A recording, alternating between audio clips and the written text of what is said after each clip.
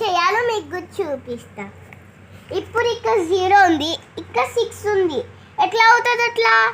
ఇప్పుడు ఈ 0 7 నుంచి ఒక నెంబర్ తీసుకుంటుంది. దీన్ని క్రాస్ చేసి ఇక్కడ 10 రాయాల.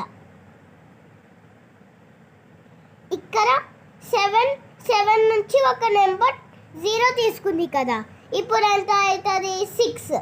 ఇంకా 6 రాయాలి. ఇప్పుడు 6 నుంచి 10 వరకు కౌంట్ చేయాలి.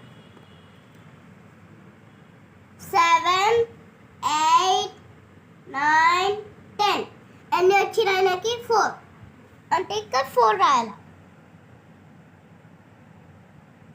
ఇక్కడ ఎంత ఉంది? పైన 6 ఉంది కదా, డైరెక్ట్గా 6 రాసేయండి.